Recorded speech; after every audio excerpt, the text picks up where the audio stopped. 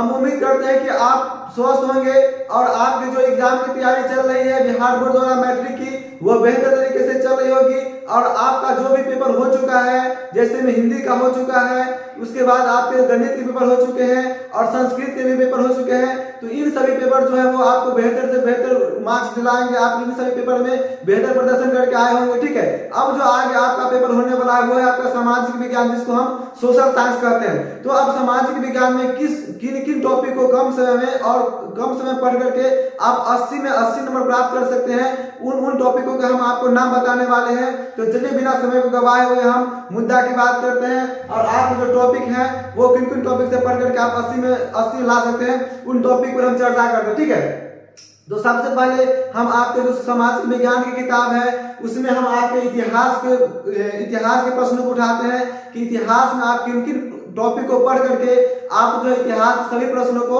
हल करके एग्जाम में आ सकते हैं। ठीक है, तो चलिए हम शुरुआत करते हैं वीडियो की। जैसा आप देख रहे हैं यहाँ पर लिखा हुआ है इतिहास। ठीक है, और इतिहास में ऐसे 8 बिंदु है। ऐसे कितने बिंदु है?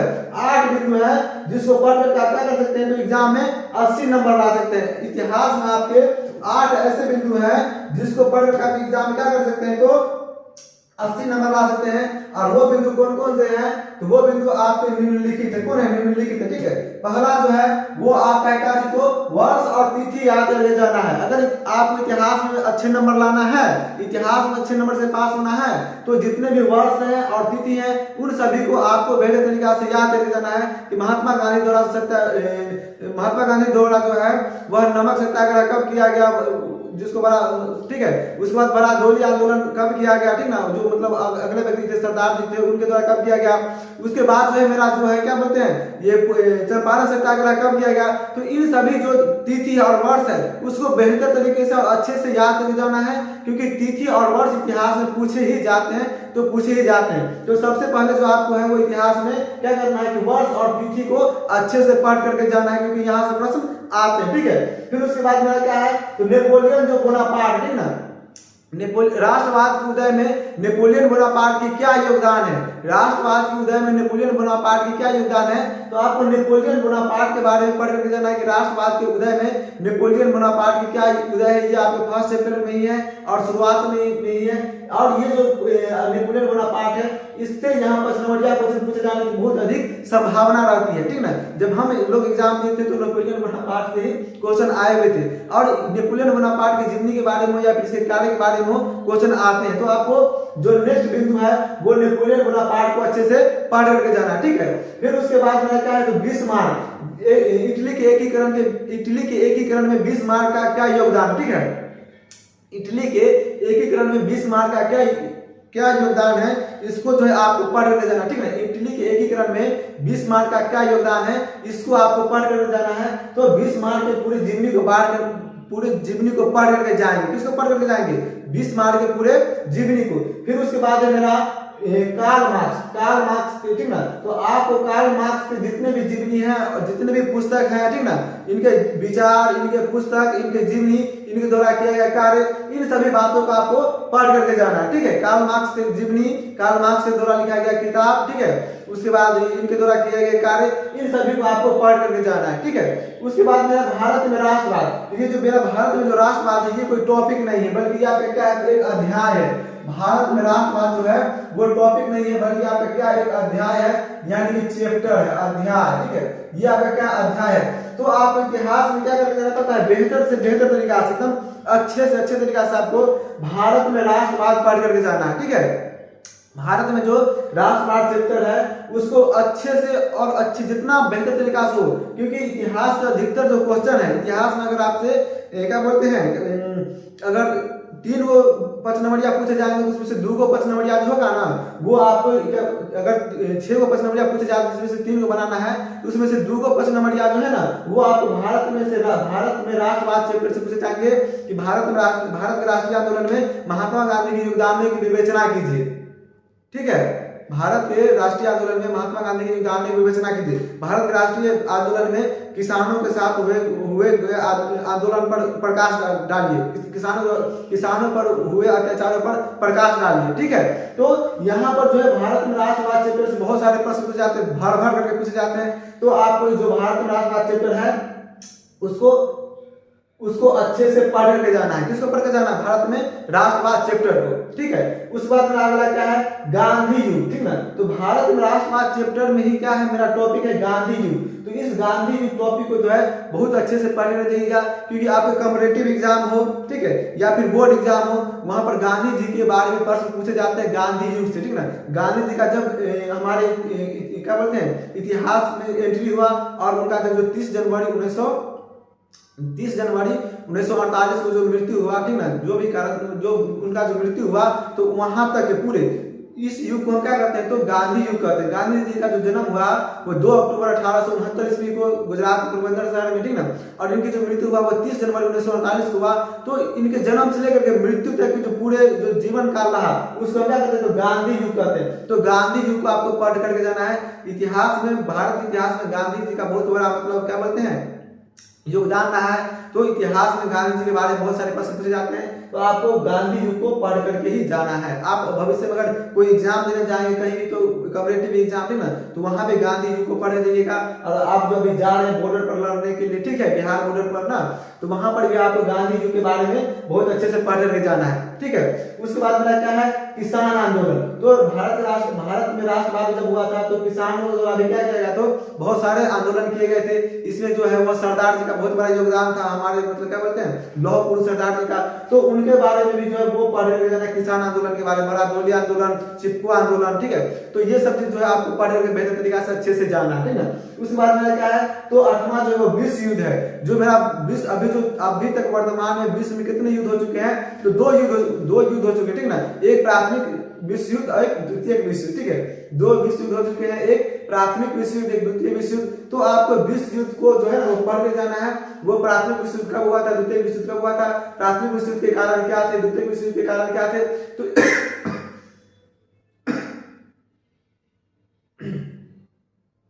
प्राथमिक विश्व युद्ध के कारण क्या थे, द्वितीय विश्व युद्ध के कारण क्या थे, तो इन सभी बातों को आपको पढ़ कर जाना है। अगर आप इतिहास में 8 बिंदु को कंप्लीट करके जाते हैं, जो हम आपको बताए हैं, इसी 8 में से क्वेश्चन आएगा। अगर 8 में से क्वेश्चन नहीं आएगा, तो आप हमारे एग्जाम देने के बाद, ठीक ना, एग्जाम देने के बाद आप हमारे वीडियो पर कमेंट करके कहिएगा संदीप सर आप जो हमको 8 गो टॉपिक बताए, उस 8 टॉपिक में से हमारे इतिहास में एक भी प्रश्न नहीं आया, तब हम आपकी बातों को मानने के लिए तैयार हो जाएंगे कि हम जो बताएं वहां से प्रश्न नहीं आया। इसी 8 टॉपिक में से इतिहास में क्वेश्चन आएगा, तो आएगा, हम ये बात लिख कर देते हैं, यहाँ पर अपना सिग्नेचर कर देते हैं। इसी 8 टॉपिक में से क्या होगा? तो आपके जो प्रश्न है वो आएंगे इसी 8 टॉपिक में से, इसी 8 टॉपिक में से क्वेश्चन आएंगे, तो आएंगे एकदम 100%, 110%, ठीक है। ये था मेरे पूरे इतिहास के बारे में, ठीक है। अब जो हम चलते हैं वो चलते हैं भूगोल के बारे में। किसके बारे में? भूगोल के बारे में, ठीक है। बच्चे जो है समाज के विज्ञान में इतिहास और भूगोल को लेकर के ज्यादा चिंतित रहते हैं। और उसके बाद मेरा बताया तो नागरिक शास्त्र और अर्थशास्त्र, तो हम आपको जो है ना इस पर बोर्ड पर थोड़ा जो जगह की कमी था इसीलिए हम नहीं लिख पाए हैं, लेकिन इसको मिटाने के बाद हम जो चलेंगे वो नागरिक शास्त्र और क्या बोलते हैं अर्थशास्त्र की ओर ही चलेंगे। तो उसमें भी हम आपको बता देंगे कि आपको पूरी किताब रट करके नहीं जाना है। अगर आपको टॉपर करना है या आपको 80 करना है, तो सोशल साइंस के 4 किताब को अपने माइंड में घुसा करके नहीं जाना है। जो टॉपिक को हम बोल रहे हैं उस टॉपिक को करके जाइए, उतना ही हिसाब से सारे प्रश्न आएंगे, ठीक है। तो भूगोल में जो है वो सबसे पहले क्या पढ़ के जाना है आपको? तो भूगोल में सबसे पहले आपको भूमि पढ़ के जाना है। क्या पढ़ के जाना है? भूगोल में आपको सबसे पहले भूमि पढ़ के जाना है। किसको पढ़ के जाना है? भूगोल में आपको सबसे पहले जो पढ़ के जाना है वो भूमि पढ़ के जाना है। किसको पढ़ के जाना है? भूगोल में आपको सबसे पहले भूमि पढ़ के जाना है, ठीक ना। आप किसान पुत्र होंगे यानी कि भूमि पुत्र होंगे, तो आप भूगोल के भूमि के बारे में जानते होंगे। तो भूमि जो है कितने प्रकार के होते हैं, और मतलब भूमि क्या हमारे लिए कितनी उपजाऊ और हमारे लिए कितनी कीमती उपयोगी, ठीक है। उसके बाद आपको संसाधन के बारे में पढ़ के जाना है, ठीक ना, कि संसाधन क्या होता है, संसाधन कितने प्रकार होते हैं, संसाधन को कितने वर्गों में से बांटा गया है। उसके बाद आपको पढ़ के जाना है भारत में जल। भारत में जो जल के स्रोत है वो क्या क्या है? नहर है, नदी है, तालाब है, वर्षा है, समुद्र है, क्या क्या स्रोत है भारत में। तो जल के बारे में पढ़ के जाना है। और आपको भारत में जल के स्रोत के बारे में पढ़ के जाना है कि ग्रामीण क्षेत्रों में भारत में जल की स्थिति क्या है, शहरों में जल की स्थिति क्या है, ठीक ना। भारत में किस राज्य में जल की जो स्रोत है वो क्या क्या है, वो पढ़ के जाना है। उसके बाद जो बांध बना हुआ है, हीराकुंड बांध बना हुआ है, भाखड़ा नागल बांध बना हुआ है, तो जितने भी नदी पर बांध बने हुए हैं उन सभी बांधों को पढ़ करके जाना है, ठीक ना, क्योंकि यहाँ से क्वेश्चन भर भर के पूछ जाते हैं बांध के बारे में, नदी के बारे में, जल के बारे में, ठीक है। उसके बाद मेरा क्या चीज, तो चौथा जो है वो मेरा है खनिज और इसका वर्गीकरण। तो खनिजों को अच्छे से पढ़ के जाना, धातु खनिज क्या होता है और धातु खनिज क्या होता है, ठीक है। खनिज के जो भंडार है वो सबसे अधिक किस राज्य में, किस राज्य में खनिज का अभाव है, कि और किस राज्य में जो है वो खनिजों के द्वारा जो है बहुत अधिक विकास हो चुका है। राउरकेला, भिलाई, दुर्गापुर इन राज्यों इन जगहों पर कौन कौन से फैक्ट्री का स्थापना किया गया है। तो इसके बारे में बहुत सारे प्रश्न आते हैं, तो आपको खनिज को पढ़ करके ही जाना है, ठीक है। उसके बाद में क्या है ऊर्जा, तो ऊर्जा के बारे में पढ़ कर जाना, ऊर्जा क्या है, ऊर्जा कैसे प्राप्त होता है, ऊर्जा के कितने स्रोत है, ऊर्जा के नवीकरणीय स्रोत क्या है, ऊर्जा के अनवीकरणीय जो स्रोत वो क्या क्या है, ठीक है। ऊर्जा का सबसे बड़ा स्रोत क्या है, ऊर्जा कितने प्रकार के होते हैं, ठीक ना, वो आपको पढ़ करके जाना है। उसके बाद में भारत में कृषि, ठीक है। तो हम जानते हैं कि भारत में क्या कृषि प्रधान है, यहाँ पर मतलब भारत में कृषि को क्या करते हैं, भारत की अर्थव्यवस्था की रीढ़ की हड्डी कहा जाता है, ठीक है। तो आपको भारत में क्या पढ़ के जाना है, तो कृषि पढ़ के जाना है, क्या पढ़ के जाना है, भारत में कृषि पढ़ करके जाना है, क्योंकि भारत में कृषि से बहुत सारे प्रश्न जो है वो आपको बोर्ड एग्जाम में पूछे जाएंगे, ठीक है। कि मतलब मेरा भारत जो है भारत में कृषि का जो योगदान है वो जीडीपी में कितना है, ठीक है। जीडीपी जो है वो अर्थव्यवस्था मापने की इकाई है। तो मेरा जो भारत का जो जीडीपी है, जीडीपी जिसको हम क्या बोलते हैं, अर्थव्यवस्था मापने की इकाई, ठीक है। तो इसमें कृषि का क्या योगदान है, तो कृषि के बारे में आपको पढ़ करके जाना है, ठीक है। उसके बाद मेरा उद्योग यानी कि इंडस्ट्री, उद्योग का क्या बोलते हैं, इंडस्ट्रीज बोलते हैं। तो उद्योगों के बारे में पढ़ करके जाना है कि किस राज्य में जो उद्योग की स्थिति क्या है, नहीं है। अब मेरा मतलब क्या बोलते हैं, उद्योग का स्थापना कब हुआ, किस कौन से पंचवर्षीय योजना में हुआ, ठीक ना। उसका मेरा क्या है, तो नदियाँ, ठीक ना। तो जितने भी नदी हैं जो राज्य से गुजरते हैं, जो उनका उद्गम स्थल है, ठीक ना, या किसकी सहायक नदी है, कौन किसकी सहायक नदी है, उन सभी नदियों के बारे में आपको पढ़ करके जाना है, ठीक है। तो अगर आप इन बिंदुओं को कंप्लीट करके जाते हैं किसमें, इतिहास और भूगोल में, तो एक भी प्रश्न जो है वो इतिहास और भूगोल से नहीं छूटने वाले हैं, ठीक है। अगर आप इतिहास और भूगोल में इन बिंदुओं को कंप्लीट करके जाते हैं तो एक भी प्रश्न आपके इतिहास में नहीं छूटने वाला। अगर आप चाहेंगे तो इसका स्क्रीनशॉट ले सकते हैं, ठीक है। हम आपको बिल्कुल पूरे समय देंगे कि अगर आप चाहें तो इन सभी जो है ना टॉपिक के स्क्रीनशॉट जो है वो ले सकते हैं, ठीक है। अब हम आगे विचार करेंगे नागरिक शास्त्र पर, ठीक है, और जिसको हम राजनीतिक शास्त्र बोलते हैं। और अर्थशास्त्र पर यहाँ पर लिखने के लिए जगह नहीं था, इसीलिए हम नहीं लिख पाए हैं। तो अब जो मतलब अगला स्टेप आएगा वो मेरा राजनीतिक शास्त्र और अर्थशास्त्र का आएगा। तो और नागरिक शास्त्र और अर्थशास्त्र में किन किन बिंदुओं को पढ़ करके हम उसमें भी बेहतर कर सकते हैं, ये हम आपको बताने वाले हैं।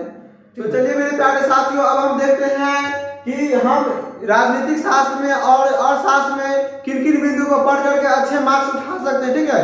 तो अगर आप राजनीतिक शास्त्र में अच्छे नंबर लाना चाहते हैं, ठीक ना,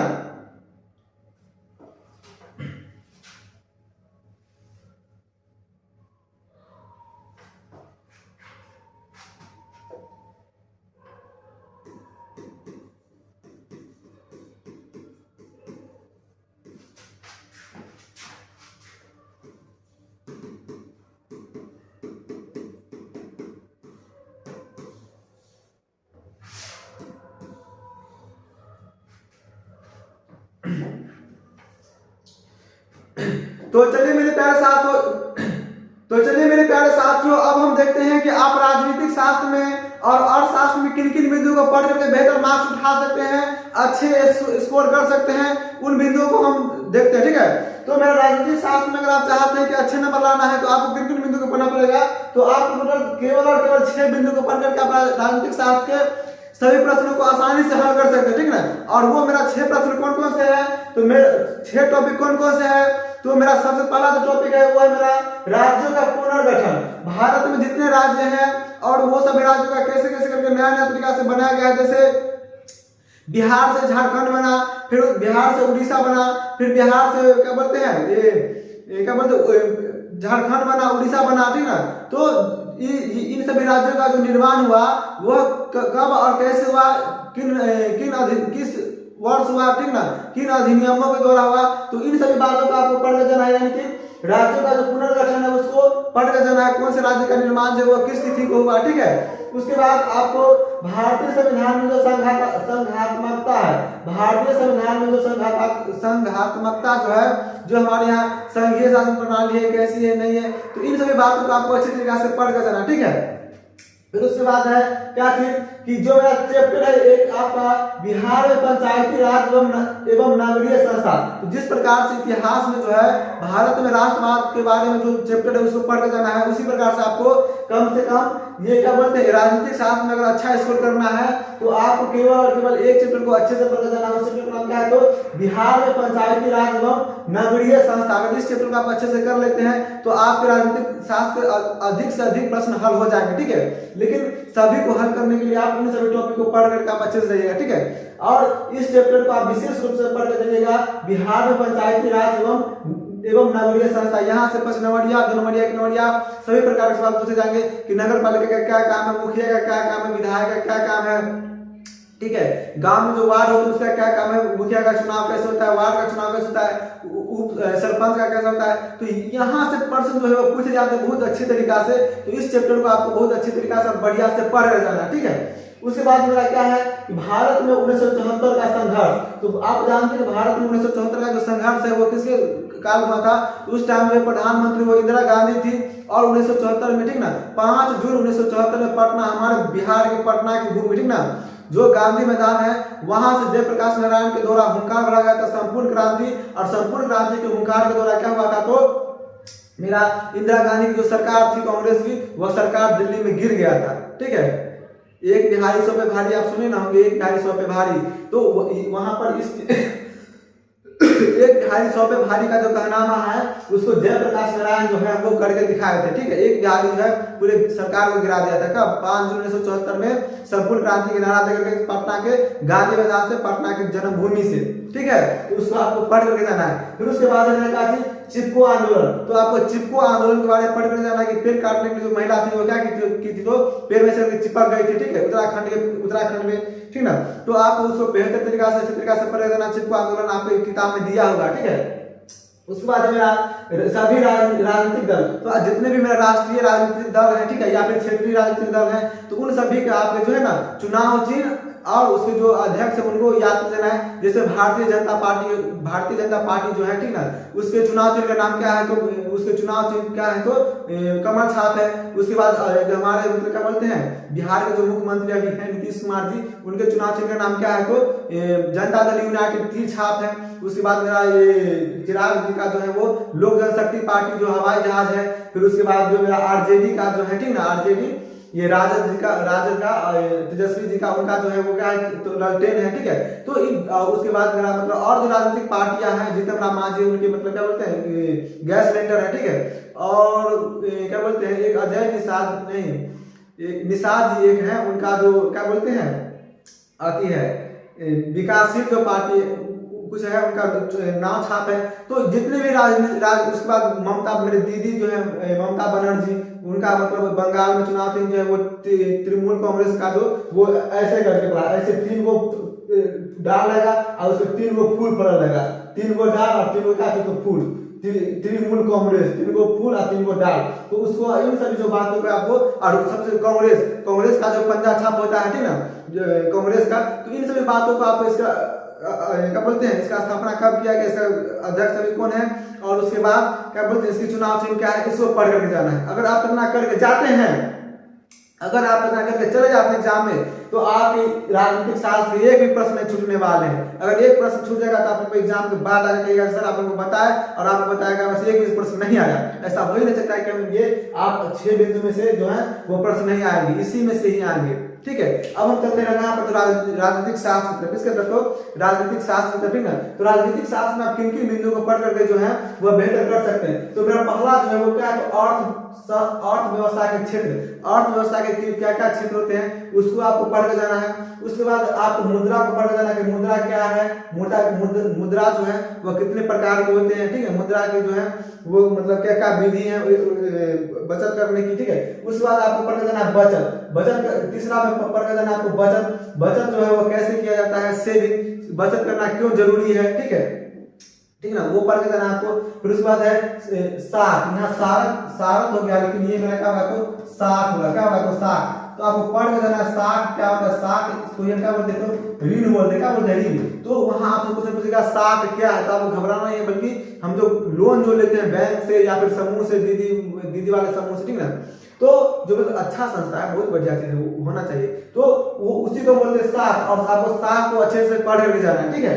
उसके बाद है भारत में बैंक, भारत में जो कौन ग्रामीण बैंक है, कौन क्षेत्रीय बैंक है, कौन जो है वो मतलब राष्ट्रीय लेवल का बैंक है, कौन मेरा मतलब ग्रामीण लेवल का बैंक है, तो उन बैंकों के जो है स्थापना और बैंकों के नाम जो है वो पढ़ करके जाना है, ठीक है। उसके बाद आपको अंत में पढ़ जाना है वैश्वीकरण, कौन से तो वैश्वीकरण, वैश्वीकरण क्या होता है, ठीक है। तो अगर आप इन सभी, ठीक ना, आप क्या बोलते हैं अर्थशास्त्र में 1 2 3 4 5 6, अर्थशास्त्र में 6 टॉपिक हो, और आप क्या बोलते हैं राजनीतिक शास्त्र में 6 टॉपिक हो, ठीक है। और उसके बाद इतिहास में 8 टॉपिक हो, और उसके बाद किसमें ज्योग्राफी में 8 टॉपिक हो। इतना तो आप करके जाते हैं तो आपको 80 में से 80 सवाल आएंगे, 80 में से 80 सवाल आएंगे, ये मेरा दावा है, ठीक ना। 80 में से 80 सवाल आएंगे। सिर्फ आपको 8 इतिहास में टॉपिक जो बताए हैं उसको करके जाना है, 8 आपको जो हम बताए हैं भूगोल में उसको करके जाना है, 6 राजनीतिक शास्त्र करके जाना है, और 6 आपको अर्थशास्त्र करके जाना है, और इतना ही 80 में से 80 सवाल आएंगे, ठीक है। फिलहाल आप सबको परीक्षा की शुभकामनाएं, ठीक है। परीक्षा देने जाइए, और जो अब जो है वो अगला जो सिलेबस है उसके तरफ हम लोग पढ़ेंगे। फिलहाल इतना ही, धन्यवाद।